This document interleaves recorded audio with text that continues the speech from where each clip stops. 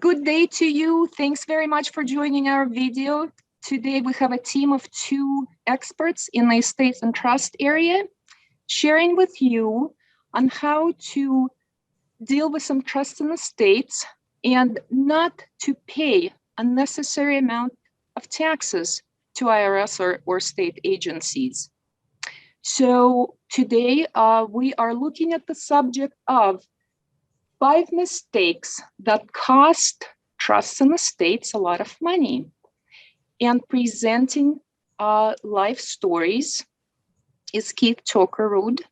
He is an attorney in Great Falls, Montana, and he is one of the most experienced and knowledgeable attorneys I had worked in the last 15 years. Keith Tokerud is one of the principals with Scott Tokerud and McCarty, and he is a fabulous team member. I have always feel like I have a wonderful safety net when Keith and I share clients.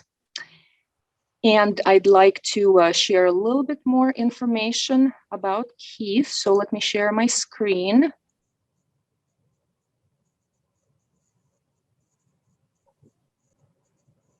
So Keith is a member of Wealth Council. It's a national consortium of estate planning attorneys. And Keith also is an author of the book. So he wrote a book called Estate Planning, and it's a nice and short book, and it has very valuable advice written in a layman's terms. I highly recommend it. And we have Keith's credentials on the screen. If you need to contact him or have questions, feel free to reach out. My name is Lana Kadoshnikov. I'm a CPA with JCCS. I work in the trust and estate department, and this is my absolutely favorite area of tax. I enjoy it. I love working in it. Almost work every day with the matters. So we'd like to jump right into our stories based on our experiences. We'd like to share with you, whether you're an attorney, whether you're a CPA, whether you are a staff member at those businesses, or maybe you're a PR or a trustee, or maybe you're thinking about setting up your estate planning. What we'd like to do, we'd like to share with you a few things that could potentially save you a lot of money. And we would be very happy if some of our stories would help you. And now, Keith Tokerud is presenting our first slide. Thank you, Lana, and thank you so much for the nice words. I just repeat right back what you said. I really enjoy working with you, Lana. You just do a wonderful job for your clients, and I'm so happy to work with you on a team.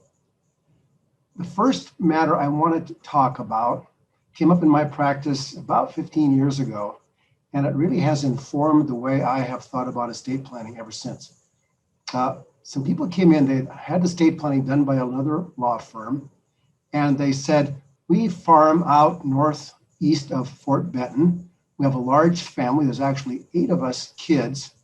Dad's passed away, and Dad had a will prepared that left a trust for Mom, and then eventually we kids inherit. Mom has dementia now. We kids have taken over, and we would like to sell the place now. Doesn't really make sense to keep it. None of us want to farm it, as far as the ones speaking to me said, and we'd like to sell it. So I started working with them to look at that, and pretty soon it became clear that yes, 7 family members wanted to sell, but 1 family member didn't. And we had a trust set up in the will that Dad had left in favor of Mom. So we looked at that document to see, well, do the trustees have the power to sell, or do we need to go to a court, or what do we need to do to deal with this issue where we have 7 family members who want to sell and 1 doesn't? So we got out the will that had been prepared a number of years before, and we looked for the trust, and we found it on about the 3rd page of the will, and the whole trust was about maybe 6 or 8 lines in the will. No detail whatsoever. Nothing about the powers of the trustees to sell or otherwise deal with the property.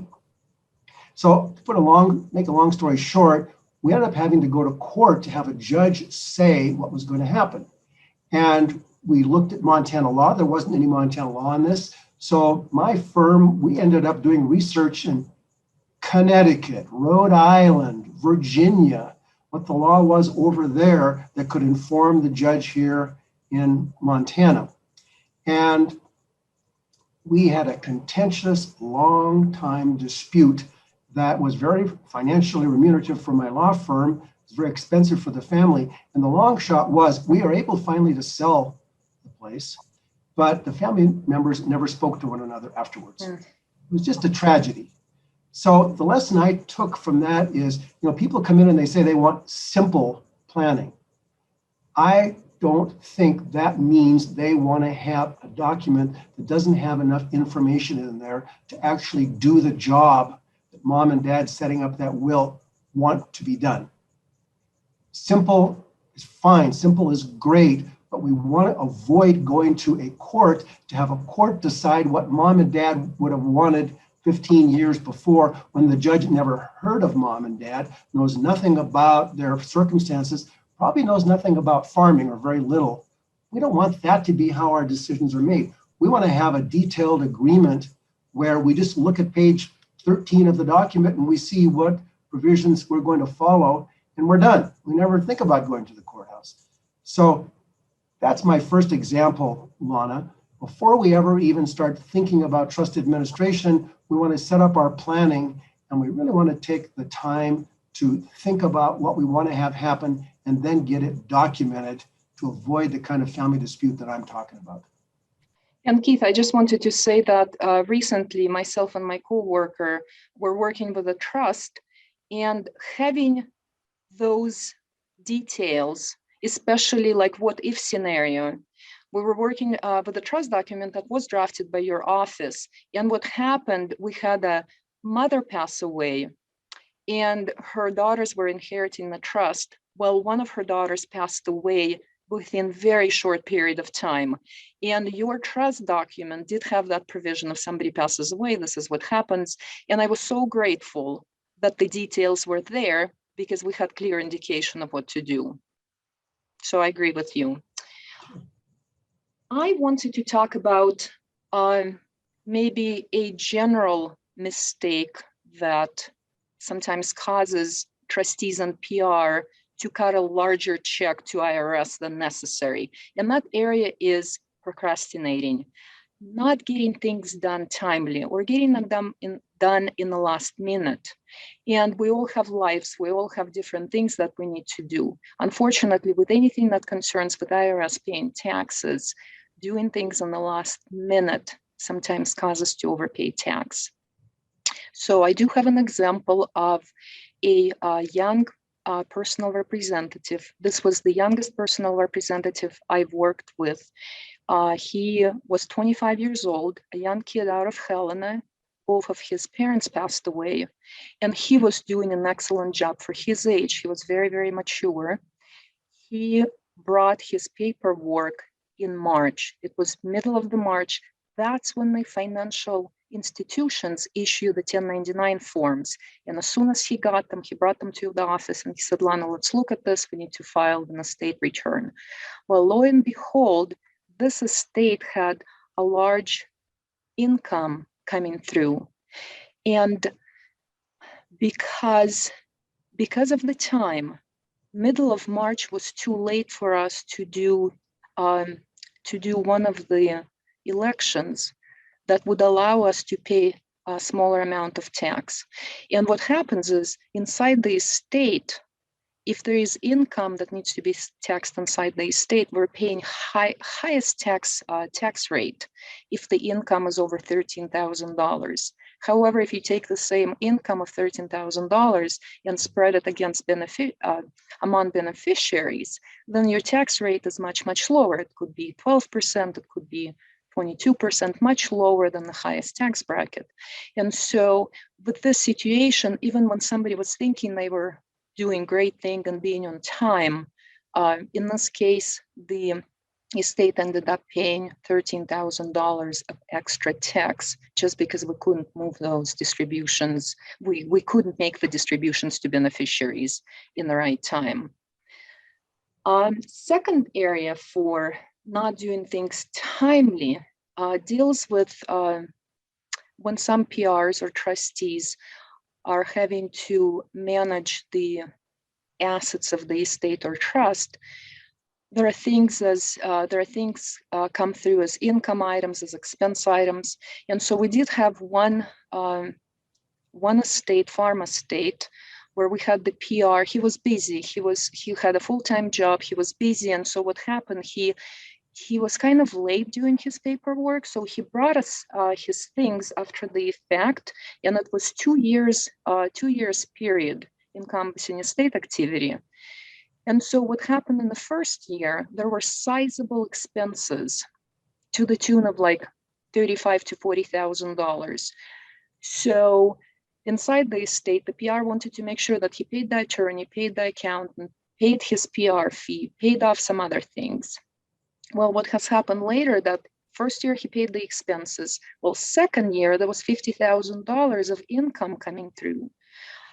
And unfortunately, just unfortunately, that $35,000 of expenses, they were lost. Nobody could utilize them. And then in the second year, the estate ended up paying tax on $50,000.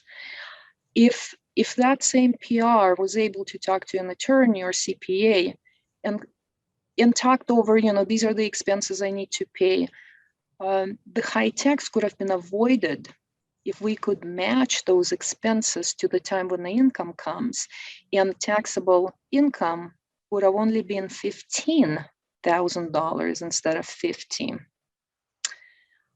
Also, not having any planning, not knowing when things come or when things need to be paid, unfortunately creates situations like this. And my third example with procrastinating is relates to S corporations and partnerships. So generally, we know that partnership return and S corp return, they don't have their own taxes that need to be paid. So a lot of times, folks think that, hey, because I don't pay tax inside this entity return, I can file a little bit late and that's going to be okay, because the owners of this S corp or partnership will pay the tax. So in the states that have partnership share or S corp ownership, it's very, very wise to make sure that those tax returns get filed on time or extension forms get filed. Because if those don't get filed on time, there is a $210 penalty per month per owner in the pass-through entity. I do have a co-worker at work that has a new client. They have a partnership inside an estate, and they haven't filed partnership tax return for 3 years, and they have 4 partners. So the amount of penalties is just horrendous. And it's and for us, for people who do professional work in areas of estate and trust, when we see this is difficult for us as well, because we want to help PRs and trustees have the efficient administration of things. So when we see a lot of money being paid to IRS or Department of Revenue or other state agencies, we wish that things could have been different. So we love working with our clients and having other kind of stories, the success kind of stories. So that was my overview of procrastinating and what high taxes it could cause. So Lana, can I jump in here before I go to my yeah, absolutely. Statement? So procrastinating doesn't necessarily just involve the clients, it can also involve the lawyer. So when we have a family come in and say we've had a death and we either need to do a probate of a will or a trust administration, we think it's imperative that we get hold of a Lana, and sometimes specifically you, Lana, to get you on board sooner rather than later, because a lot of us lawyers know a little bit about tax law, some more than others, but we don't know anything near that with the depth that you know. And if we don't get you on board as a team member early on, the same kind of problems you're talking about where clients procrastinate are going to be a problem in the estate where the lawyer has procrastinated getting together with you. So I just want to, I guess it's a little plug for what I call team-based planning. When we're doing estate planning, when we're doing probate, we're doing trust administration, the lawyer has a role, of course, but so do you, Lana, and we want you involved from day one to get the best job for the client. So I just wanted to throw that in.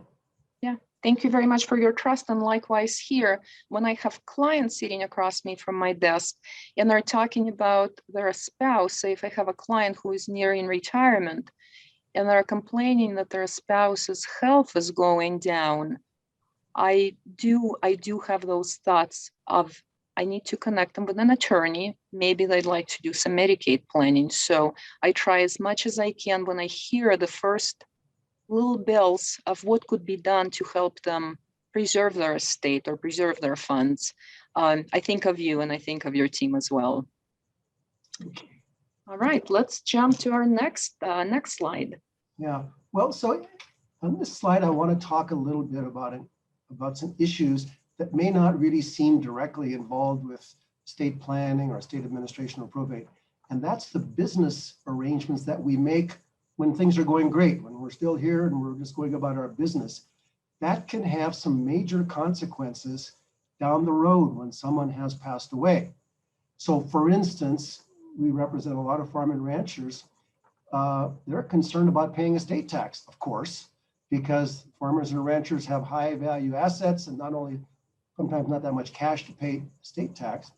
Well, Uncle Sam recognized that a long time ago and said, if you qualify, we will let you pay a lower rate of estate tax on your farm assets, only if you qualify. And the qualification has to do with whether before death, the family is actively engaged in farming or ranching. And we can be actively engaged by being up there in the field and doing the work, or by having a crop share lease or a calf share lease. We're not going to be actively, it's called materially participating, if we have a cash lease. Big deal. Another aspect is, in order to qualify for benefits, including this what's called special use valuation, the farm assets need to be a certain percentage of the total estate value. Well, if early on, mom and dad said, I think it's a good idea to start gifting some property to the kids early, it may seem like a good idea, but if down the road it disqualifies us from being eligible for special use valuation, that's going to cost the family quite a bit of money. And along the same lines, there's another huge benefit that may be lost if we don't think ahead of time about our planning situation. And that is, if we haven't got things in an order, when someone passes away and there's estate tax to be paid, Uncle Sam says, no problem, just send us a check for the full amount in 9 months. Well, that is a problem for many people. Either they don't have the cash and they need to have a fire sale, or somehow come up with this cash, or sell assets when they otherwise wouldn't want to.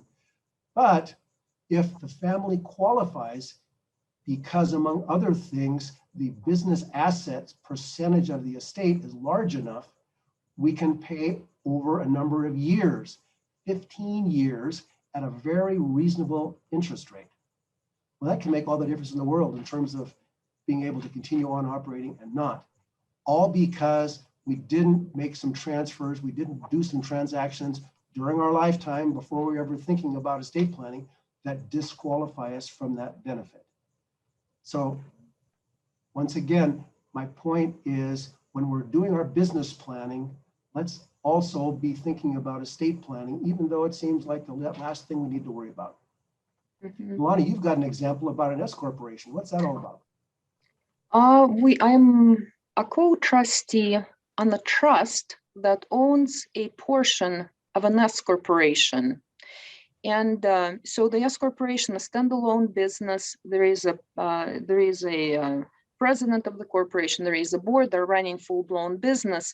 And so when you have an owner who is a trust, there are special rules that apply to trust that make things a little bit more difficult.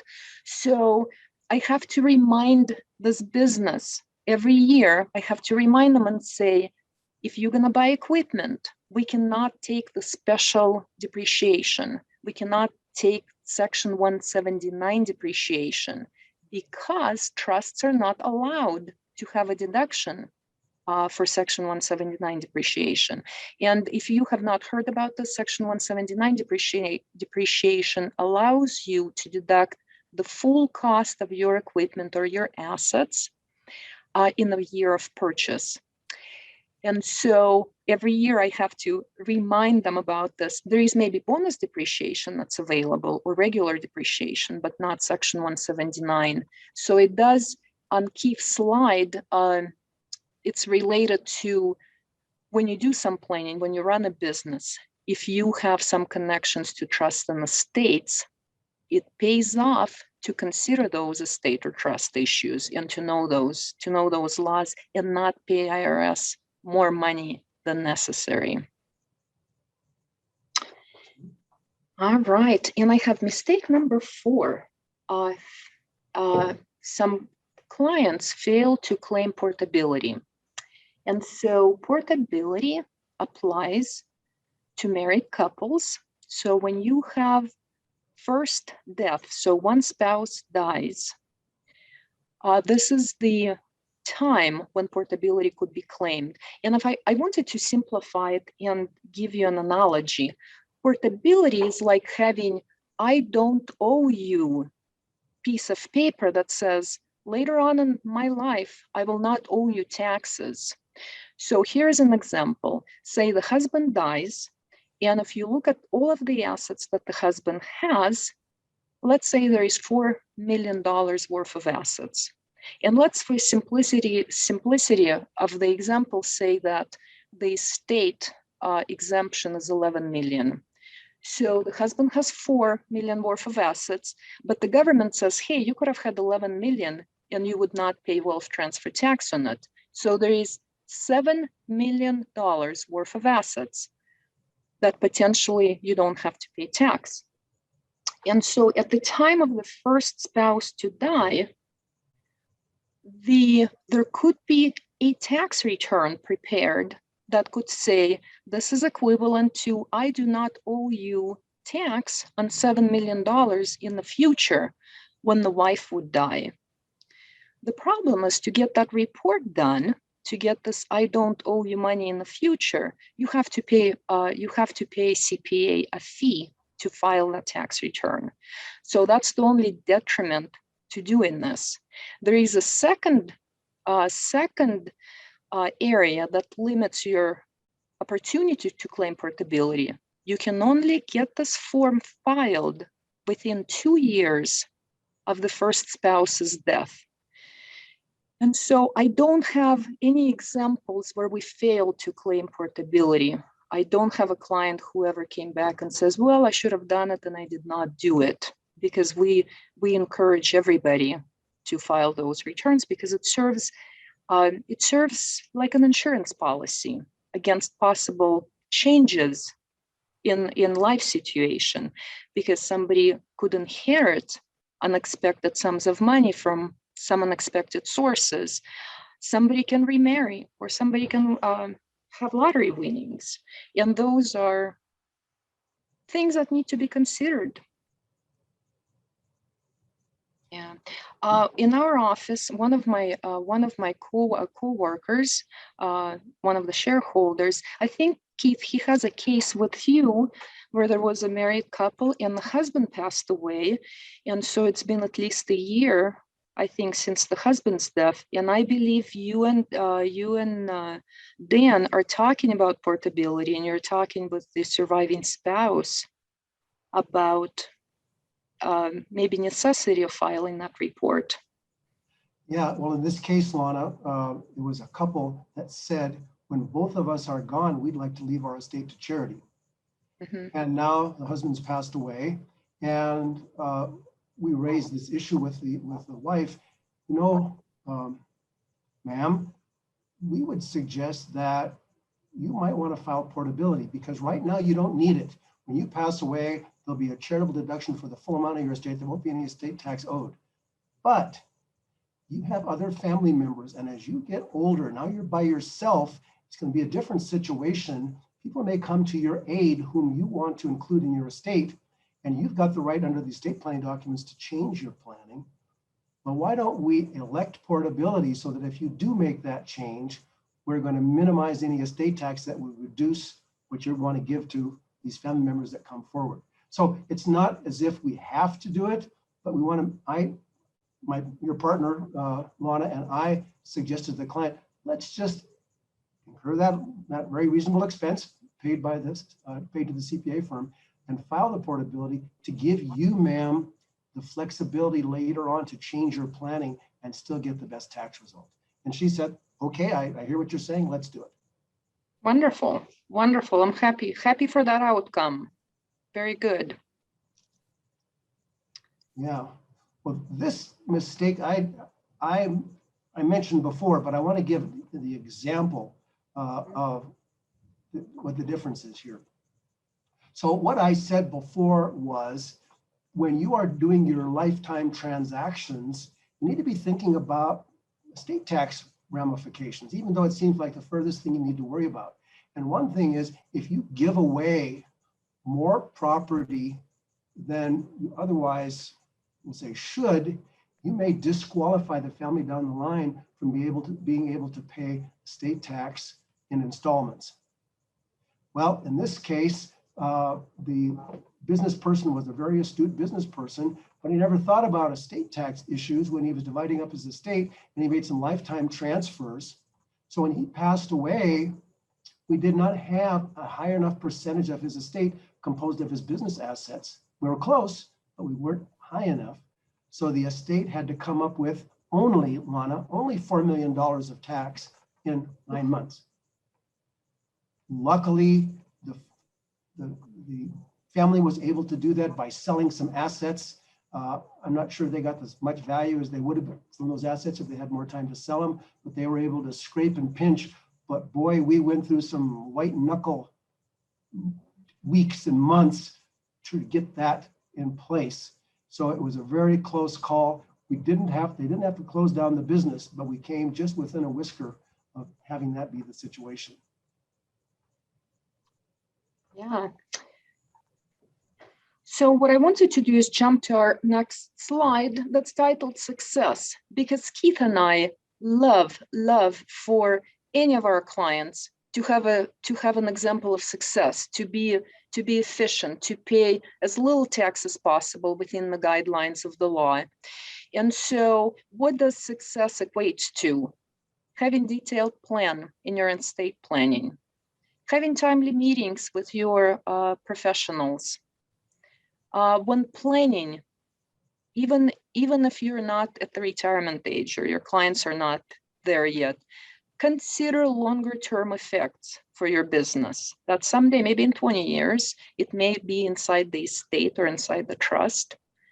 For clients whose spouse has passed away, maybe consider portability to allow flexibility to yourself to make more choices that would not cost very much money and very much tax.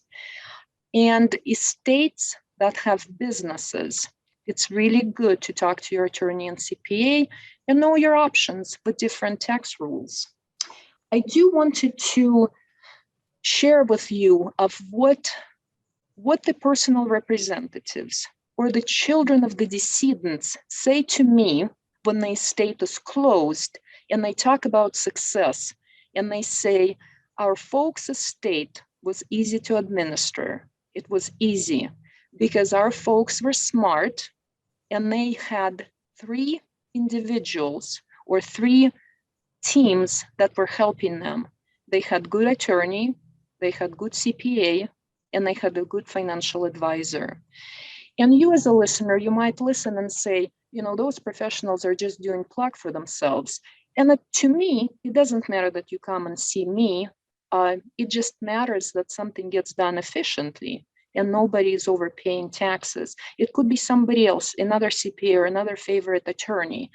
But what repeatedly our clients or kids of the clients have said to us, if you have a team of three professionals, attorney, CPA, and financial advisor. Then most likely your plan is going to be well ironed out, and the people who come to deal with your assets after your passing are going to have a great time, and they're going to say, this was a success, this was wonderful. Keith, do you have any parting thoughts? Well, I guess, Lana, the only thing you didn't put on that success slide was a point that I made earlier. I think you want to work with professionals, and I'm thinking of lawyers who, we lawyers were famed for having outsized egos. You want to work with professionals, including lawyers, who see the value of working with a team of professionals. First of all, when you're doing planning with them, they don't just push planning down your throat. They let you, client, have a clear understanding of your options, let you be in charge of the process. But then the lawyer involves the financial advisor and the CPA. The CPA involves the other professionals so that we can all bring what expertise we have to the situation and maximize the chance that the family is going to be benefited from, is going to emerge from the estate administration process united and still a close family, as opposed to some of the results we otherwise see when people don't do that. So that would be the only thing I would really want to add. I agree 100% with you, because to me, there is no monetary value you can put on relationships between the kids. And having success relates to, hey, parents had 4 kids, and 4 kids are close, they're talking to each other, they're spending holidays together. There is not enough money that you can put a value on that. So I agree with you. I just want to say thank you very much for joining our video. Keith, thank you very much for your wonderful stories. I appreciate it. And I look forward to working with you as a team on our common clients. Sounds great, Lana. Thanks so much. Thanks. Have a great day. Bye now.